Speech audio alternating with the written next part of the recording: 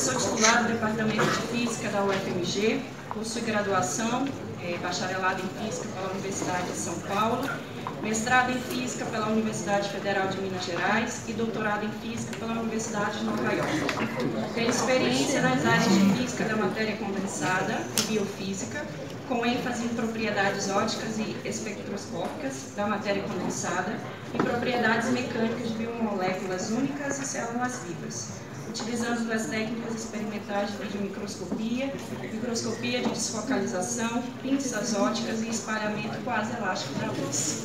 Bom, espero que vocês aproveitem bastante essa palestra, porque o que vai ser apresentado aqui foi tudo vindo assim dessa pessoa que está aqui, que vai apresentar, né, o professor Oscar, que é um excelente profissional, tanto na esfera regional, nacional e internacional. Tá bom? Bom dia a todos e boa palestra.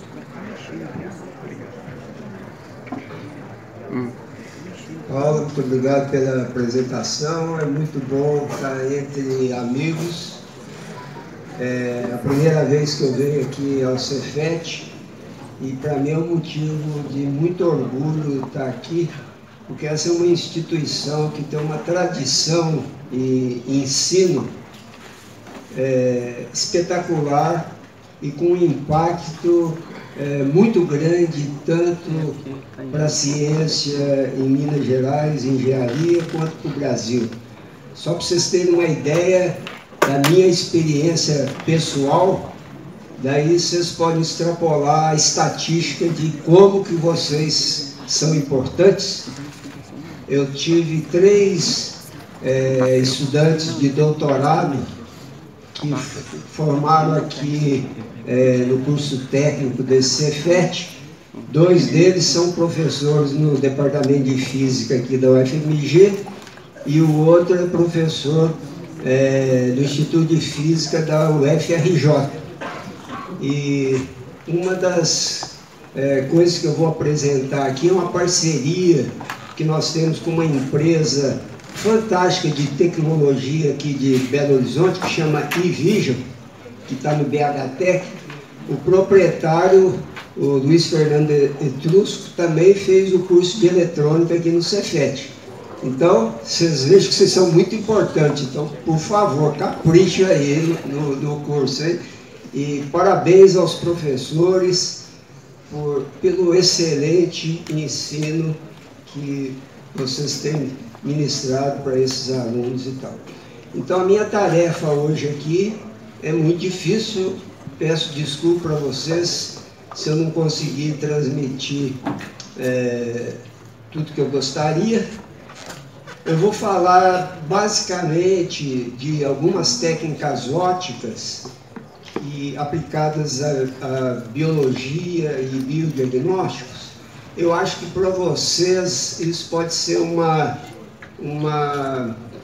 perspectiva de futuro muito boa, pelo seguinte: com o barateamento da eletrônica, das fontes de luz maravilhosas. Hoje você tem um laser que é uma fonte de luz maravilhosa a um preço bastante acessível, detetores de luz, câmeras de altíssima resolução por um preço bastante razoável. Isso abre uma perspectiva enorme de vocês juntarem essas peças para fazer equipamentos inovadores para resolver vários problemas aí de tecnologia e ciências, né? E uma área de futuro que eu penso é essa interação com a biologia e medicina, tanto na área de imagens quanto na área de espalhamento de luz. Então, eu acho que isso oferece perspectivas interessantes. Bom, a minha palestra vai ser dividida em 2 partes. A primeira parte é microscopia óptica, mas é uma microscopia nova que nós inventamos aqui na UFMG com o nosso grupo. A Paula teve um papel importante nesse desenvolvimento. E a segunda parte é usando técnicas de espalhamento de luz com laser. A gente desenvolveu biosensores, biosensores para fazer exames de várias doenças, e é uma plataforma portátil, né? Junto com essa empresa que a gente fundou, a Neotec. Eu me aposentei da UFMG alguns anos atrás e continuo como professor voluntário. E junto com ex-estudantes e professores fizemos essa empresa para biodiagnóstico em parceria com a Envision. Então eu vou tentar explicar algumas das coisas que a gente fez. Essa parte de microscopia envolve basicamente a formação de imagem, né?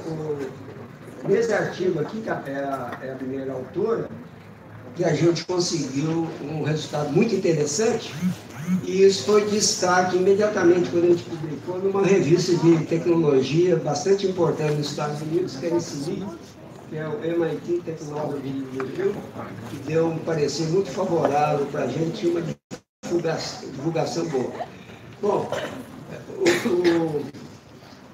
o próximo slide, eu coloquei isso aí porque eu acho importante chamar a atenção para o seguinte aspecto. A física tem princípios e leis já muito bem estabelecidas, né, de 400 anos que a turma está trabalhando na praça para reunir certos conceitos, certas leis, etc. A física hoje cabe numa folha de papel, né? Você tem as leis de Newton, as equações do eletromagnetismo, de Maxwell, as leis da termodinâmica e mecânica quântica, e pronto. Com isso aí você tem que fazer tudo. E a beleza da tecnologia hoje é que você pode pegar essas coisas fundamentais e com a tecnologia moderna ir inventando novas coisas, né? Novos padrões, novos equipamentos, etc.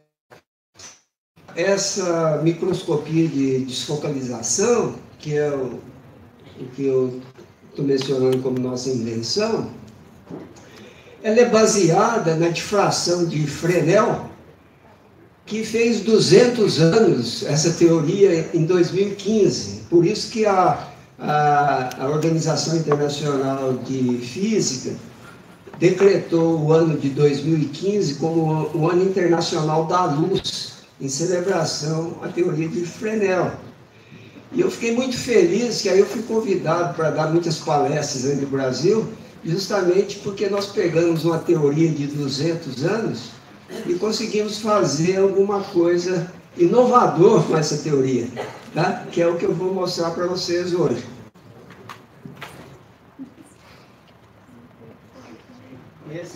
Esse é o Fresnel. E antes de ir para o próximo slide, eu vou contar aqui outra... Desculpe se eu estiver contando muita história, eu gosto de contar história, mas vamos lá. É importante, quando você está fazendo um experimento, coisa, prestar atenção nas coisas, porque às vezes uma boa ideia vem de uma situação completamente inesperada e inusitada. Nessa época, eu estava interessado em estudar propriedades mecânicas de células para entender como é que essas propriedades mecânicas poderiam alterar a função da célula. Por exemplo, uma das células que a gente estava pensando em estudar é a célula do sistema imunológico nosso, que é o macrófago, que é a primeira célula do sistema imune que entra em contato e ataca qualquer invasor, tá certo? É a primeira célula do sistema imune que entra na jogada, então ela vai atrás do invasor e fagocita. Para isso, ela tem que ter flutuações na membrana e envolver a partícula de uma forma muito especial. A gente estava interessado nisso. Aí eu falei, eu queria ver isso aí, mas eu nunca tinha visto um macrófago ao vivo, né? Vamos dizer assim. Aí entrei em contato com um amigo lá do ICB, o Ricardo Ganzinelli. Falou, Ricardo, tem aí uns macrófagos para a gente ver? Aí um dia ele levou lá na física uma amostra lá. Aí ele falou, não, o macrófago é completamente transparente e a gente precisa de um microscópio de contraste de fase para a gente enxergar esse negócio. Eu falei, eu estou sem o equipamento de contraste de fase. Eu tenho um campo claro normal. O campo claro é igual uma lente comum, tá, gente? É a coisa que você olhar alguma coisa com a lupa, esse é o microscópio de campo claro. Eu falei, vamos pôr lá e ver alguma coisa. Às vezes tem alguma região da célula que absorve luz que a gente enxerga. Porque a membrana é transparente e nós não vamos enxergar. Aí eu falei, bom, põe aí, vamos ver o que deu. E aí o que a gente viu foi isso. Olha aqui uma prova. Olha a membrana, que contraste maravilhoso. Eu falei, uai, o negócio é transparente, só como é que eu estou enxergando isso? Não tem jeito. Aí, eu falei, uai, mas isso contraria tudo que eu sei de ótica, né? O objeto é transparente, você não tem como enxergar simplesmente como uma lente. Aí, então, isso que eu estou falando para vocês, de um efeito inusitado, surgiu uma linha de pesquisa que foi muito profícua lá para a gente e que rendeu muitos bons resultados e uma tecnologia interessante, né? Então, a gente associou esse efeito com o fato da desfocalização. E aqui conseguimos enxergar também algumas coisas que a gente via e não entendia. Por exemplo, quem já trabalhou com microscopia óptica, já viu isso, você põe na lamínula no seu microscópio, aí é cheio de sujeira. Aí você mexe no foco, a sujeira desaparece. Você fala, desapareceu. Não desapareceu. É que você não está enxergando, porque ela é transparente. Então, quando o sistema está focalizado, você não enxerga. Aí você muda o foco para acima do objeto, você vê um contraste positivo como esse. E quando você muda o foco abaixo do objeto, o foco inverte de claro para escuro e você vê o objeto. Ou seja, o fato de desfocalizar gera contraste para um objeto transparente. Um objeto transparente, na linguagem da ótica, a gente chama um objeto de fase, porque ele não absorve quase nada da intensidade luminosa, ele só muda a fase, porque ele muda a velocidade da onda. Então, eu vou gastar agora alguns slides tentando explicar para vocês o que está acontecendo e por que isso ocorre. Tá? Deixa eu voltar aqui. Vocês estão vendo ali, ó, isso aqui é uma hemácia desfocalizada e essa é a hemácia desfocalizada, uma com o foco acima do objeto e ali com o foco abaixo. Importante, vocês estão vendo essas flutuações aqui, ó. Antes estava flutuando aqui, né? Que é o filme que eu passei para lá. Agora está flutuando aqui. Essa flutuação vem do fato que a membrana em solução, né, devido ao movimento browniano, o choque das moléculas da solução com a membrana, vão perturbando a membrana e vão causando essas flutuações. Depois eu vou mostrar que a partir dessas imagens e dessa flutuação, eu consigo tanto reconstruir a forma dos objetos, quanto medir a amplitude dessas flutuações. A amplitude dessas flutuações é da ordem de 20 a 30 nanômetros. E, embora sejam coisas nanométricas, dá para a gente medir com esse tipo de tecnologia. Tá? E a rigidez da membrana pode ser estimada a partir dessas medidas. Tá? Então, tem várias doenças que aumentam a rigidez da membrana e tal, que você pode detectar dessa forma. A Paula mesmo procurando as hemácias. Mas eles segregam um tipo de anticorpo que fica na membrana das hemácias, que muda a região.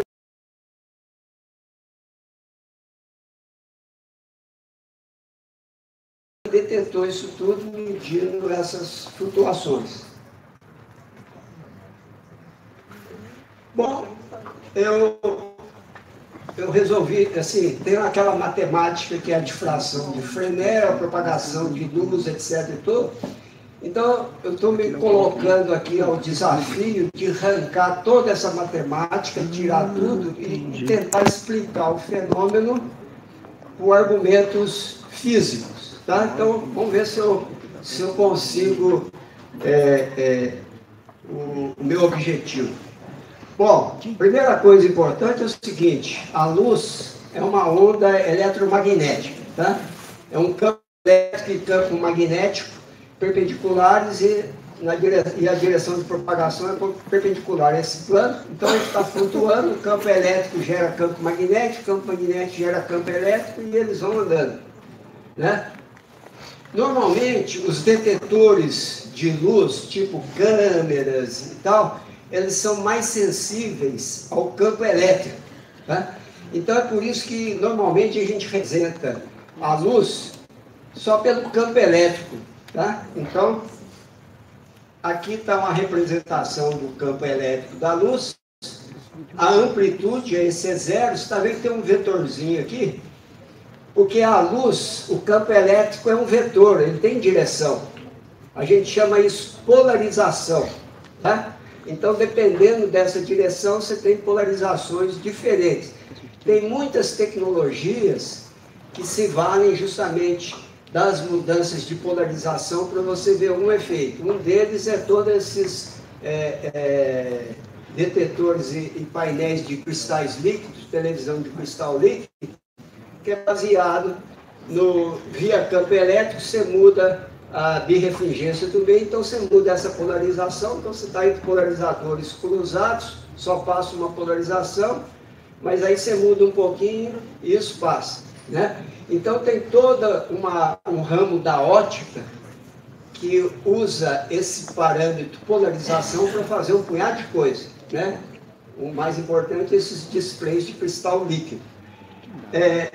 No que eu vou falar aqui hoje, a polarização não é importante para mim, tá? Então eu posso representar o meu campo elétrico só com um escalar aqui, que ele vai ter então uma amplitude E0 e ele propaga, né? Ele tem uma frequência ômega, então é uma oscilação no tempo e uma propagação no espaço. Essa parte aqui que a gente chama de fase da luz, né? Então veja o seguinte: se eu tiver com um anteparo numa posição fixa e chegando luz, eu vou detectar aquela luz naquela posição e naquele mesmo tempo, tá? Então quando eu detecto alguma coisa com um detetor, etc., do ponto de vista de fase, se vai haver interferência, como é uma onda, você vai ter interferências construtivas, destrutivas, etc. Então, a fase é importante, né?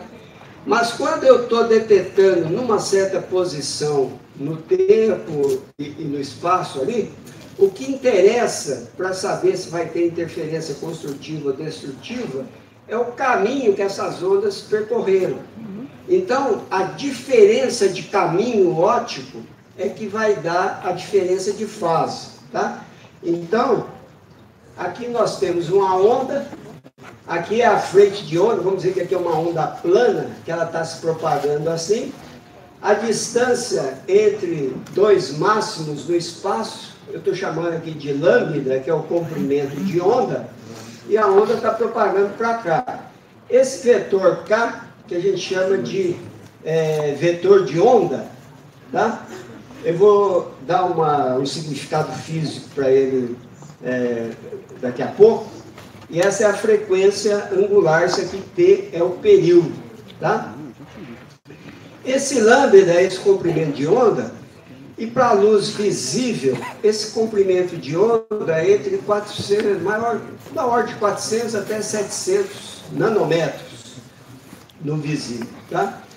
E a velocidade da onda, como ela anda com velocidade constante aqui no vácuo, ela é simplesmente distância por tempo, que eu posso transformar em termos dessas outras grandezas aqui, a frequência dividido pela velocidade. No vácuo, a velocidade da onda é a velocidade da luz no VAR, que é da ordem de 300 mil quilômetros por segundo. Quando essa onda entra num meio dispersivo, por exemplo, água, vidro, etc., a velocidade diminui, né? E o quanto que essa velocidade diminui, a relação entre essas velocidades dá uma medida de um parâmetro importante chamado índice de refração, N, tá? Então veja o seguinte, se eu tiver uma onda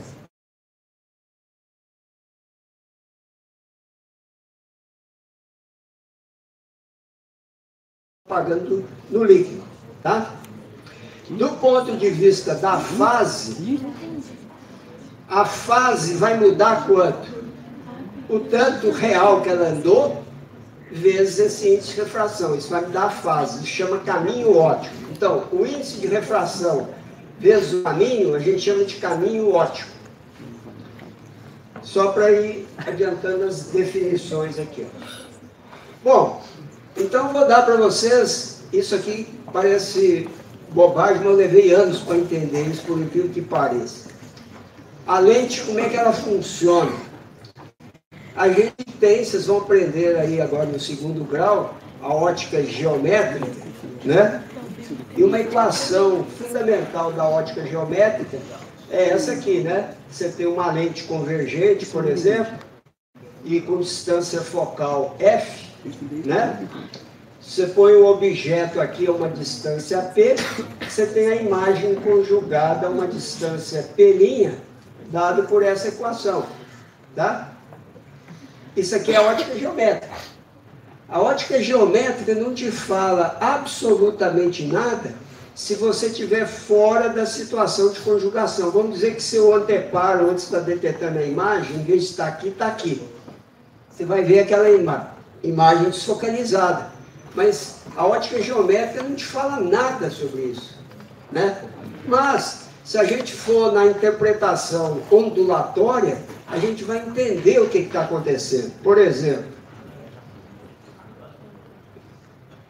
eu posso pensar na lente agora, do ponto de vista de onda, de uma maneira um pouco diferente. Veja o seguinte, essa é uma lente.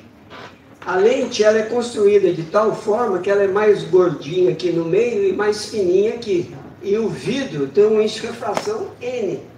Ou seja, ela anda mais lento aqui, né? E menos aqui. Então, essa diferença de caminho aqui, ó, tá vendo que esse caminho daqui até aqui é maior do que se ela vir direto. Mas como ela passou aqui por dentro, na parte mais gordinha da lente, ela atrasou. Então a lente é um negócio tão interessante que todos esses raios aqui, se a gente pensar em raio, como é que é essa ideia de raio? Você tem a frente de onda, cada perpendicular a essa frente de onda é um raio. Esse raio, todos os raios chegam no foco exatamente com a mesma fase, não tem diferença de fase. Então, no foco, você tem uma interferência construtiva dessas ondas. Essa que é a definição ondulatória de lente, tá? Isso é muito importante. Então, se a gente raciocinar como a luz sendo uma onda, o que a lente faz na conjugação é pegar todos os raios e jogar na imagem ou no foco sem introduzir qualquer diferença de fase, tá? Então vai dar uma interferência construtiva. É isso que é a definição de foco, tá? Então, a lente, na situação de conjugação, não introduz diferença de fase entre os vários raios que formam a imagem. Por isso que essa equaçãozinha da ótica geométrica só dá um tipo de informação para a gente nessa hora. Por quê? Nessa situação, todas as fases se cancelaram. Então, eu perdi a informação de fase da minha onda e só tem informação da amplitude, que é o que dá a imagem. Ok? Bom, então vamos continuar aqui. Ué, o que aconteceu? Então, vamos ver como que a gente pode pensar, então, como que uma imagem, então, é formada dentro dessa perspectiva ondulatória, tá? Quem foi o primeiro a pensar nisso é esse físico alemão chamado Abbe. Ele falou, não, eu acho o seguinte, a formação de imagem do ponto de vista ondulatório é o seguinte, vamos dizer que você tem aqui um material corrugado aqui, que a gente chama de rede de difração, eu vou mostrar uma aqui. Essa rede de difração pode ser com elementos transparentes, por exemplo, pode ser um pedacinho de plástico ou vidro, ou pode ter absorção aqui. Se ela tiver absorção, ou seja, a amplitude da onda está mudando aqui, a gente fala que é uma rede de difração de amplitude. Se não tem absorção, só muda a fase, então é uma rede de fase. Tanto uma quanto outra dão uma difração na luz. Então, qual que é a ideia? Você joga a luz nisso aqui, ela vai dar uma difração. Tá? Eu tenho até uma rede aqui para mostrar para vocês.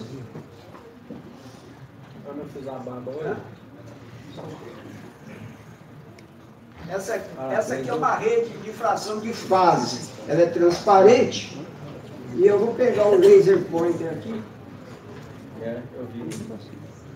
Está vendo ali a difração? Estão vendo? Então tem o feixe transmitido, que é o feixe central, e dois feixes difratados. O que a lente faz? Ela pega esses três aí, o transmitido e o difratado, reconverge isso sem introduzir diferença de fase. Então ela reproduz exatamente o campo elétrico do objeto que está difratando. Então você reconstrói o objeto. Tá ok? Então essa que é a ideia básica disso. Então como é que forma a imagem? Tem difração, a lente coleta o feixe difratado e transmitido, faz a interferência deles novamente e você recupera a imagem do objeto. Essa é a ideia. Tá? Bom,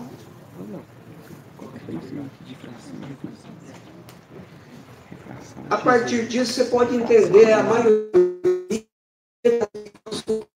de praça. Por quê? Vamos ver o seguinte, se esse objeto é transparente, é claro que a difração entre o feixe transmitido e o feixe difratado tem uma certa relação de fase. No caso do objeto transparente, essa relação de fase é de 90 graus. Eles estão fora de fase 90 graus. E quando eu ponho a lente aqui e vou reproduzir a imagem, é claro que se o objeto era transparente e eu estou conjugado, eu não vou ver nada, porque ele é transparente, certo? Então, a interferência desses três feixes vai dar uma interferência destrutiva, eu não vou ver nada, porque ele é transparente. Como que funciona o microscópio de contraste de fase, que é aquele que eu falei que na biologia a gente usa muito para observar coisas transparentes? O microscópio de contraste de fase foi inventado por um físico holandês chamado Zermink, e ele ganhou o prêmio Nobel em 1953 por essa invenção. Olha a ideia dele. Ele entendeu essa teoria de Abbe, aí falou, bom, já que o problema é a diferença de fase entre o feixe transmitido e o feixe difratado, eu vou pôr aqui no feixe transmitido uma placa que atrasa a fase de 90 graus aqui. Então, se eu puser essa placa de fase aqui, de 90 graus, essa turma vai chegar ali para fazer uma interferência construtiva, aí eu vejo o objeto. Essa que é a ideia do microscópio de contraste de fase. Tá? Bom, então, veja o seguinte. Se isso é o que está ocorrendo, na situação de conjugação, então, a lente não introduz diferença de fase. Mas, Se eu observar numa outra posição que não a de conjugação, esses caminhos ópticos aqui vão ser diferentes, então eu vou introduzir uma diferença de fase diferente. Por isso que quando eu desfocalizo, eu enxergo.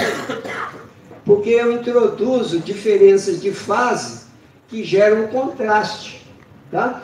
Eu vou mostrar para vocês um filminho agora de uma retifração com uma lente, e eu vou movendo a lente, vocês vão ver que a imagem vai aparecer, desaparecer, aparecer, desaparecer e tal. Esse é um efeito chamado efeito Talbot. Foi o cara que descobriu isso. Olha lá. Está vendo? Ela aparece, desaparece à medida que eu vou desfocalizando a imagem. Então, a desfocalização gera contraste. Eu vejo a rede desaparece, vejo ela inverte, está vendo? Aqui ela é escuro, vira claro, claro vira escuro e vai indo. E se a luz for coerente, você pode desfocalizar vários micras que você vê a imagem com amplitude reproduzida. Isso aqui com uma lente, com uma luz, tipo uma luz de um LED ou de um laser e tal. Se a luz for branca, ela tem vários comprimentos de onda, então cada comprimento de onda tem uma fase diferente. Então saiu um pouquinho daquela situação, já cancela tudo, aí você não vê mais nada. Tá? Então, essa é uma microscopia que a gente faz com luz parcialmente coerente. Vocês entenderam a física do negócio? Isso é o mais importante, certo? Então, uma lente na situação de conjugação não introduz qualquer diferença de fase entre a luz transmitida e a luz difratada. Mas se você desfocaliza a lente, você introduz uma diferença de fase entre a luz transmitida e a luz difratada, e aí você pode modular o contraste. Tá? Aí você fala, bom, mas isso é uma retifração, um objeto comum não é uma retifração. Aí entra uma questão fundamental para vocês, para nós todos, vocês vão estudar isso com muito detalhe mais para frente, que chama análise de Fourier. A análise de Fourier é basicamente uma decomposição espectral em modos normais. Por exemplo, se você tiver uma corda do violão ali, né, tem uns programinhas que a gente pega ele, põe no celular, que chama Spectrum Analyzer, não sei se vocês já viram isso. Você toca o violão e aparece todas as frequências com as suas amplitudes. Ele já faz a decomposição em Fourier automático para você, ou seja, decomposição em Fourier é pegar um sinal em tempo com umas frequências todas misturadas, e aí você separa todas as frequências com as suas amplitudes. Isso é uma decomposição em Fourier. Essa é em tempo. Você pode fazer uma decomposição em Fourier no espaço, tá? Ou seja, se eu pegar um objeto qualquer transparente, eu posso decompô-lo numa soma de redes de difração de fase, tá? Então, esse resultado que a gente está vendo para uma rede, eu posso somar a todas as redes que eu decompuser o meu objeto, e aí reconstruir o objeto inteiro. Então, essa que é a ideia, tá? Então, é uma decomposição espacial de Fourier. Vamos lá, então. Obrigado. Esse é um exemplo interessante desse efeito Talbot. Isso aqui a gente pegou uma rede de fração, essa que eu acabei de mostrar para vocês, e pusemos inclinado no microscópio. Se ela está inclinada, quer dizer que a focalização é diferente para cada parte. Então você vê aquele claro, escuro, essa modulação aqui, sem precisar mover a lente. Você já vê de uma vez só. Tá? Bom, qual que foi o lance nosso? É o seguinte, já existiam técnicas dessas de reconstruir objetos a partir de diferenças de fase. Existem várias microscopias que usam isso, inclusive com lasers que chama microscopia holográfica. Elas reconstroem a espessura do objeto, etc. Bom, a gente foi além pelo seguinte: nós fizemos um modelo onde, vamos dizer que você pega um objeto transparente, igual aquela hemácia, ele tem a superfície de baixo e a superfície de cima, tá? Como elas estão espacialmente separadas, vamos dizer que a luz de fora aqui e propaga até a lente. Como elas estão separadas espacialmente, o caminho óptico daqui até lá e daqui até cá são diferentes. Isso é suficiente para eu identificar as duas superfícies e saber, essa difração veio daquela e essa difração veio daquela. Aí eu consigo reconstruir o objeto todo que nós batizamos lá quando a Paula estava fazendo a tese, de 3D total. A gente é modesto, né? Então, aqui algumas das reconstruções. Aqui, por enquanto, eu estou reconstruindo a espessura toda. Esse aqui é, só para vocês terem uma ideia, uma das aplicações. Esse aqui é um grupo do Chile que estava vendo o efeito desse anti-inflamatório aqui nas hemácias. Então, eles iam acrescentando o anti-inflamatório, você via que a hemácia reformava bastante, tá? Esse aqui é um trabalho da Paula, ela que fez essas reconstruções em 3 dimensões, onde claramente você vê a parte da membrana, a parte de baixo. Esse movimento não é que a hemácia está se movimentando, essa hemácia está fixa. Como ela reconstrói tudo, ela pôs nesse programinha a hemácia girando para a gente ver em todas as direções, mas isso é estático. Se você põe água no meio, entra a água na hemácia, ela incha, né? Então, tem essa outra fonte. Aí, ela mais magrinha.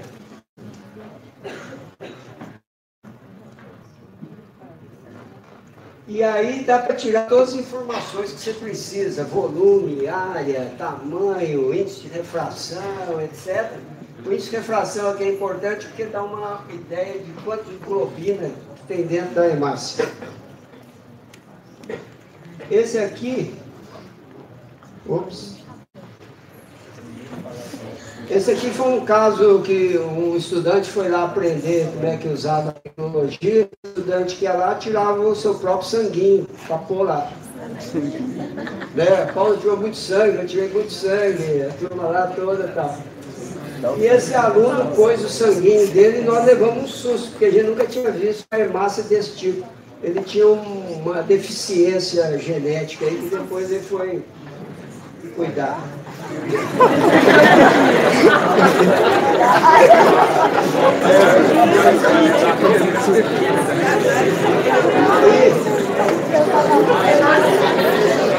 Não, ela é estomatóxica. Ela tem uma redonda embaixo. Esse aqui é o seguinte, aí uma bela hora a gente queria falar, bom, eu não quero ver um negócio estático, eu quero ver processo dinâmico. Vamos dizer que você tem massa, você dá um choque osmótico, queria acompanhar o que está acontecendo. Aí o Birajara, que foi aluno aqui, como eu falei, um dos que é formado aqui, é professor lá na UFMG, e essa foi uma aluna dele de mestrado, ele usou 2 câmeras com focalizações diferentes, filmando a mesma hemácia. Porque, desculpa desse processo todo, eu esqueci de falar uma coisa importante. O que interessa para nós? Para saber o campo elétrico mesmo, para formar a imagem, nós precisamos da amplitude e da fase. São 2 variáveis. Para determinar as 2 variáveis, eu preciso 2 imagens desfocalizadas, certo? 2 equações, 2 incógnitas. Então, para todos esses filmes aí que a Paula fez, ela coletou a imagem numa posição em outra posição, duas imagens desfocalizadas. Mas se você quer ver o efeito dinâmico, você precisa coletar essas duas imagens em focalizações diferentes simultaneamente. Então a gente usou duas câmeras com desfocalizações diferentes e fizemos esse filme. O Bira, com a aluna dele, fez esse filme aqui, ó. Então é a hemácia com choque osmótico. Ela vai... Essa é dinâmica mesmo.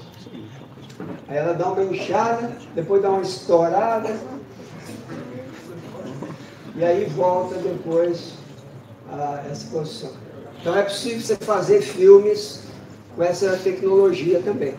Quanto tempo eu estou já? Pode. Bom, então, gente, isso aqui é tudo que vocês precisam saber sobre microscopia. Tá? Se vocês guardaram essa ideia, isso vai ser bom. Eu levei muitos anos para entender isso, né, Paulo? A gente batalhou, porque às vezes a gente fica muito por trás da matemática. A matemática é uma muleta importantíssima para nós, né? Quando você não entende muita coisa, você vai fazer. Requer um certo tempo e tal. Então, foi somente quando nós entendemos que a lente ela é um interferômetro óptico, entendeu? É que a gente conseguiu fazer essas coisas, tá?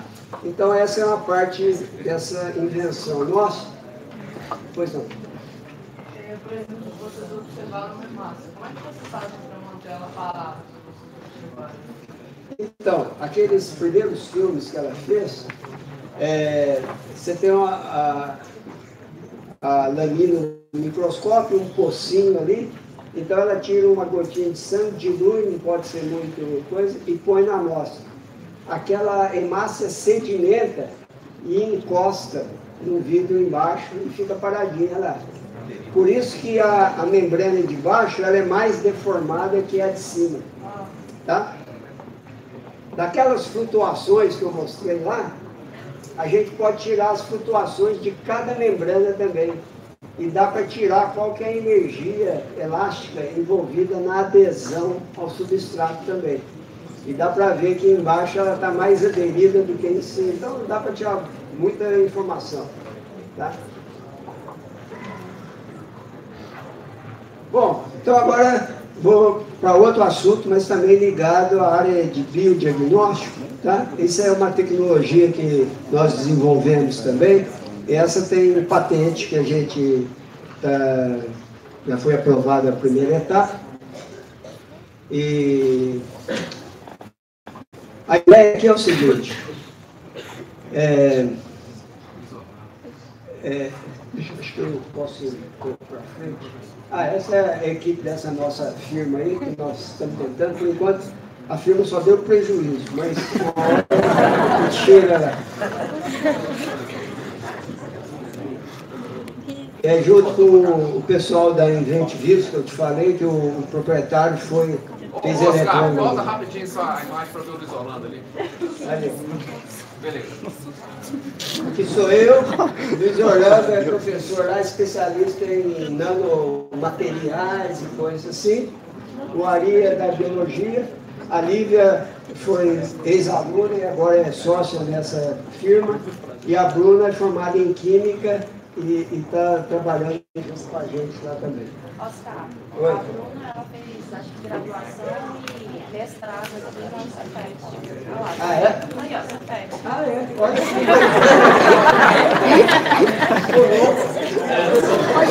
isso é muito importante. É verdade.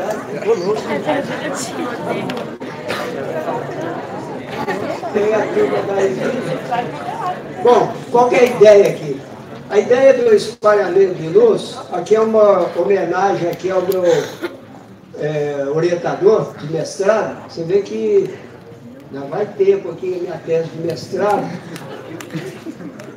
Nós construímos, orientado pelo Geraldo, o primeiro equipamento desse tipo no Brasil, um equipamento de espalhamento de luz. E naquela época foi 40 anos atrás, a eletrônica era bem mais, embora já tivesse circuitos integrados, a lógica TTL, aquele negócio todo, mas ainda era bastante doloroso.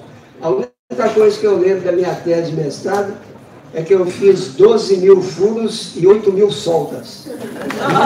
Nossa!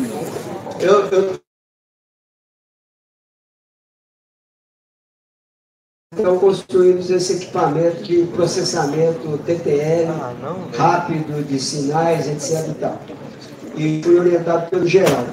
Qual que é a ideia dessa técnica aqui? A ideia da técnica também é usar a luz como onda e usar o efeito de interferência. Tá?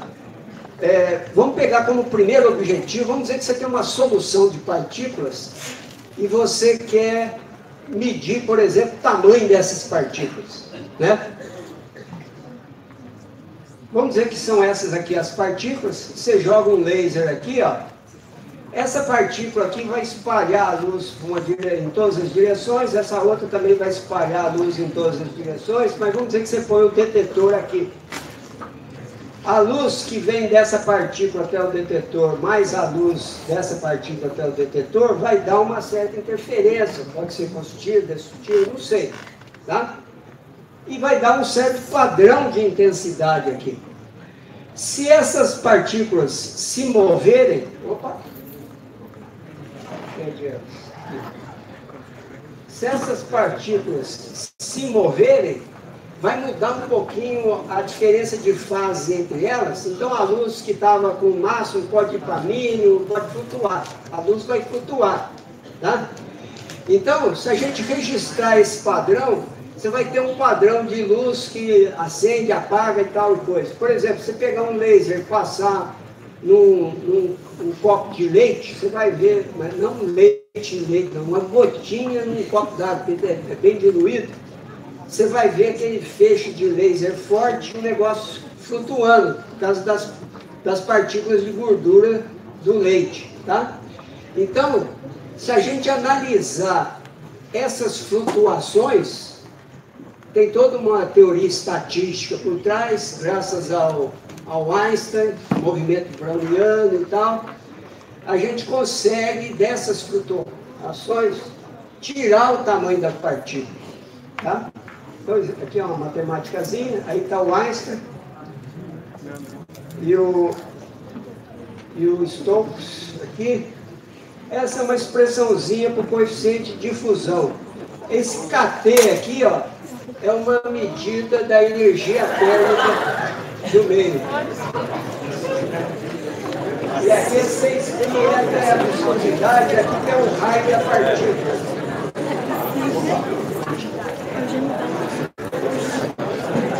Falei alguma besteira aqui, gente? O celular tocou um grunhido estranho lá atrás. Uma onda sonora proibida. A questão, eu posso, então, com essa tecnologia aqui, medir o tamanho de partículas. Tá? Então, vamos ver como é que nós desenvolvemos o nosso sensor. Aqui, ó. Ele tirou aqui. Puxa. Aqui, em princípio, é um filme. Deixa eu ver se eu consigo.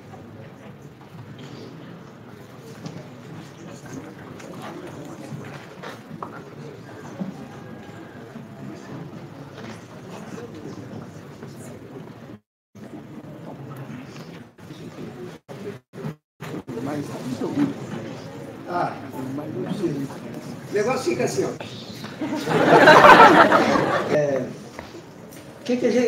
Como é que funciona o nosso biosensor? Nós estamos querendo desenvolver uma plataforma portátil, algo simples, rápido, para detectar doenças.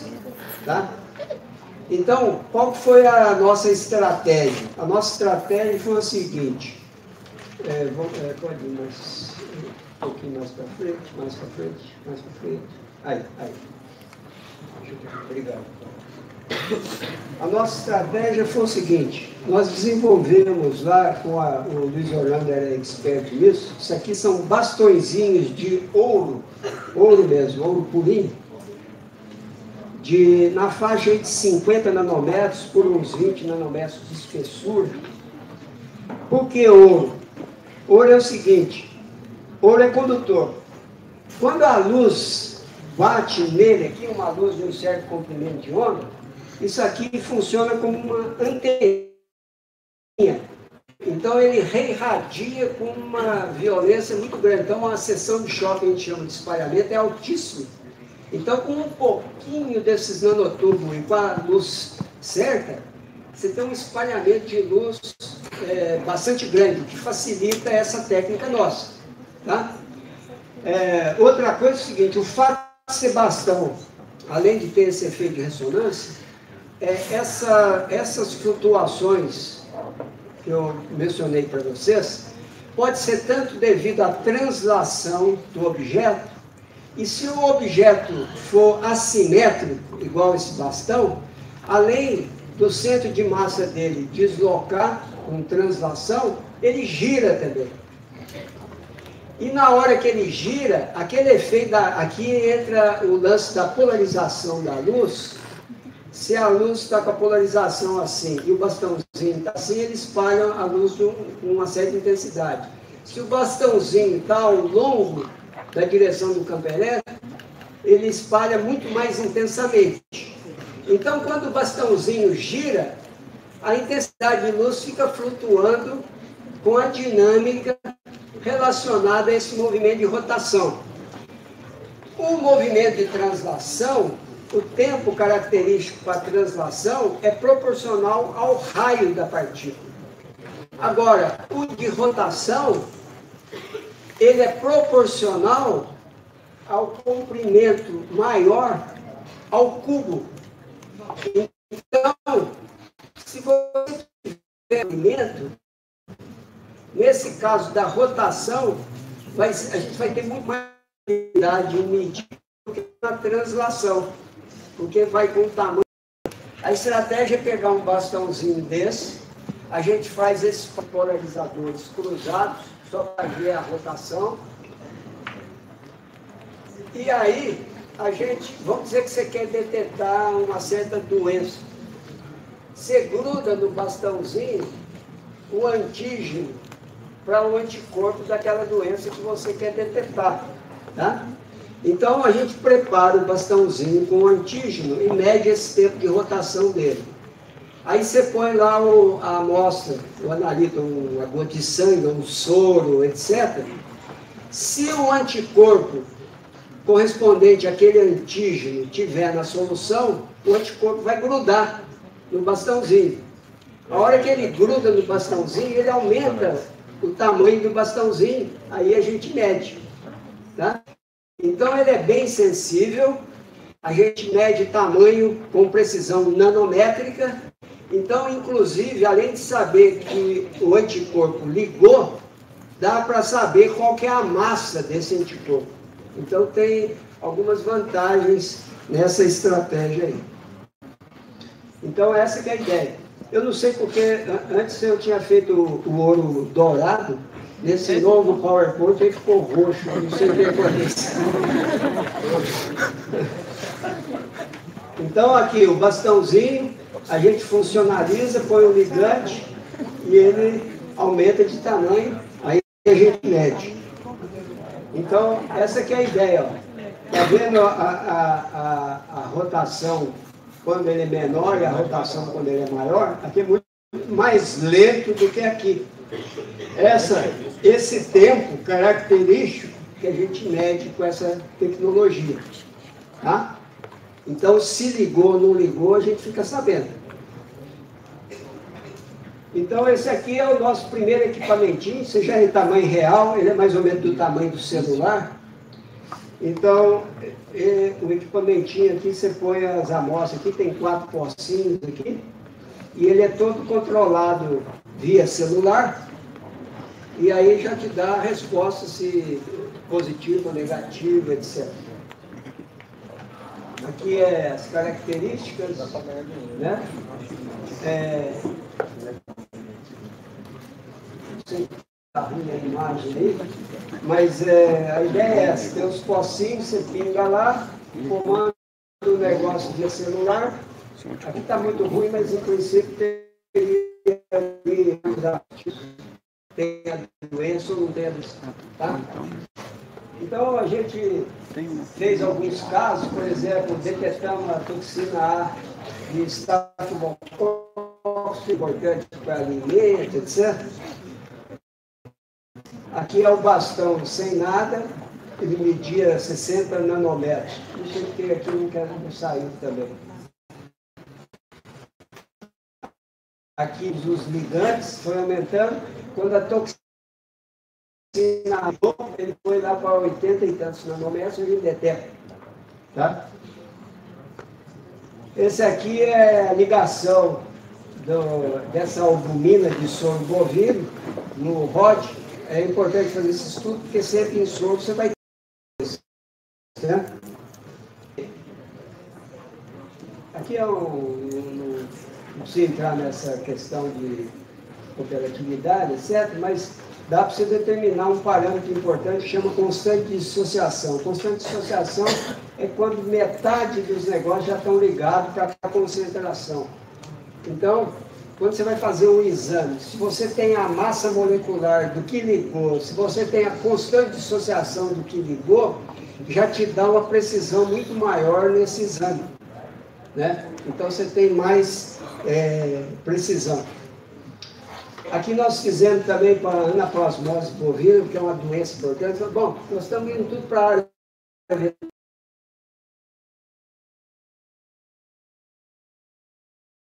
um procedimento na Anvisa que leva muitos anos. Então a gente tem que começar de algum jeito. Então nós estamos indo para a área animal, veterinária, porque aí a regulamentação, a regulação é menos estrita, então a gente conseguiria ter algo funcional em menos tempo. Então aqui essa anaplasmose é o soro positivo e o soro negativo, você vê que a gente consegue diferenciar, e esse aqui é um resultado que ficou pronto ontem, que é uma doença de gato, é uma leucemia de gato, é um vírus que ataca. Então aqui é o soro negativo e aqui é o soro positivo. Então você vê que a gente detecta com bastante clareza. Então assim, a fase que está a nossa tecnologia é essa. Nós temos pouca gente, não dá para fazer 1000 casos, né? Então nós estamos na fase de procurar investidor e fazer alguma coisa. Então, muito obrigado.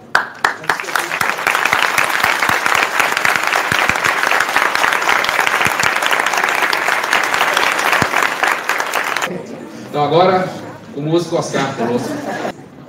Eu vou tocar só um compositor que eu sou fã, para vocês que se interessarem, vão ali olhar no YouTube e tal, chama Baden-Powell.